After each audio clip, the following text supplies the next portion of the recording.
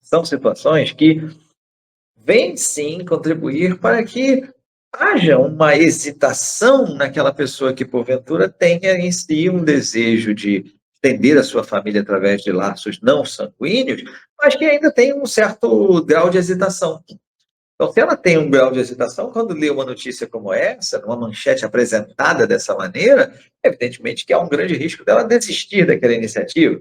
E isso fará com que espíritos continuem aí na sua caminhada de abandono nessa encarnação e percam, muitas vezes, a sua chance de estarem sendo inseridos em núcleos familiares. Então, é importante que a gente tenha certa responsabilidade, né? Mas eu costumo dizer para as pessoas que eu sou da época, né? E aí vem aquele papo de velho, né?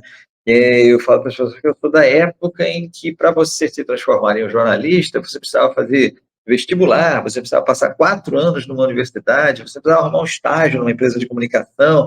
E eu tive que passar por esse processo todo, etc. E tal. Na atualidade, qualquer pessoa se transforma em um jornalista tendo apenas um aparelho de telefonia celular nas suas mãos e uma boa conexão de internet. Porque ela consegue escrever o seu texto, observar o fato, né? E aí ela consegue escrever o texto com a perspectiva que ela entende aquele texto, ela consegue espalhar aquilo e fazer com que aquilo reverbere nos corações e mentes de todos aqueles que pensam como ela. E isso vai se espalhando exponencialmente, de uma forma geometricamente progressiva, o que causa muitas vezes prejuízo àqueles que ainda não estão tão firmes nas suas crenças, nas suas convicções, e acabam se deixando levar. Evidentemente que não é culpa dos meios de comunicação, como eu sempre achei que nunca foi, né? Eu acho que sim, nós estamos mal preparados mentalmente, espiritualmente, para as informações que nos chegam. E se nós tivermos realmente uma formação moral muito forte, nós seremos capazes de ler uma notícia como essa, uma manchete como essa, e pensar, poxa, mas qual é a necessidade dessa palavra adotivo aqui? Por que ele colocou essa palavra? Não, não tem nada a ver isso aqui, eu vou descartar essa notícia porque não foi dada a ela o tratamento sobre o fato como deveria ter sido dado, porque o fato não tem a ver absolutamente em nada com a criança ter sido adotada ou não, porque várias e várias vezes, muito mais vezes, já aconteceu com pessoas que eram nascidas em famílias biológicas, né? Então, teria muito ainda mais para a gente conversar aqui, gente. Eu ainda tenho alguns minutinhos aqui, mas eu queria só consultar minhas bases aqui, consultar meu dirigente, para saber se nós temos algum comentário aí que seja interessante para nós dissecarmos aqui.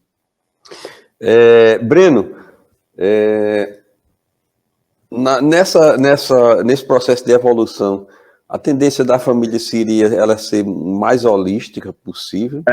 Sim, eu acho que a gente vai criar famílias como a gente tem no plano espiritual, né? Porque no plano espiritual a gente tem aquelas famílias que não têm a materialidade como sendo a base das suas uniões. É claro que claro que a gente vive no mundo material, e é claro que a gente precisa realmente da questão material, até mesmo para a nossa reprodução e para oportunizar com que novos espíritos venham até o planeta para terem a sua reencarnação de provas e expiações. Mas eu acho que aos poucos a gente vai se acostumando com a ideia de que não são todos que têm essa necessidade, que não são todos que têm essa, digamos, o que era imposto pela sociedade como uma obrigação de casarem, terem filhos e etc, etc. A gente vai ter uma aceitação cada vez maior sobre as pessoas terem o seu direito de escolherem o amor com que querem vivenciar, né?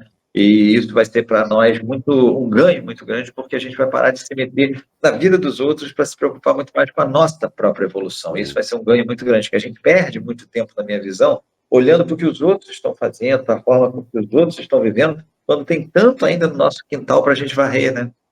É verdade. Essa tendência da família um dia se extinguir, isso perde totalmente a razão, né? Não é o que a gente vê de relato do plano espiritual. A gente vê que no plano espiritual a gente tem a união de espíritos muito, muito afins, que tiveram convivências muito fortes na encarnação. A gente tem o livro Renúncia, né? O livro Renúncia.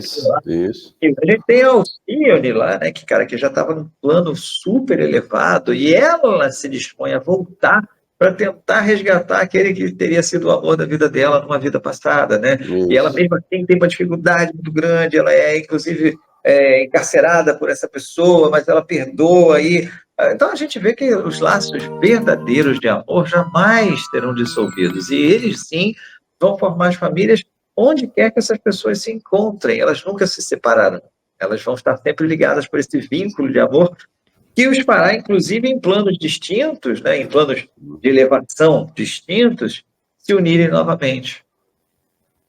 É isso. Mas eram essas colocações que eu queria fazer e de tua Legal. opinião. Bacana.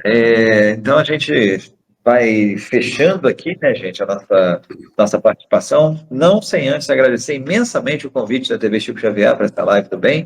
É um prazer sempre muito grande estar aqui para poder conversar com vocês sobre esses assuntos, né, porque tenho certeza que vocês, depois que vão assistir aí, vão fazer os seus comentários, e aí até você pode, se pintar comentário depois que precise de alguma resposta, você pode me passar que eu respondo com o maior prazer.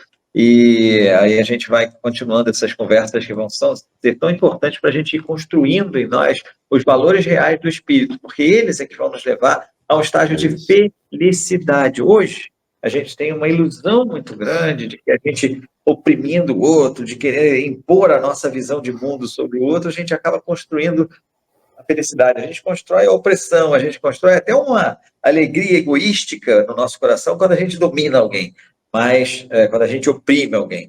Mas no final das contas, a nossa consciência nos cobrará isso e nós tornaremos essa necessidade de reajuste para outras jornadas, o que não seria necessário se nós abríssemos a nossa mente para o livre-arbítrio e para a livre escolha das pessoas e em amar aqueles que elas desejam, né?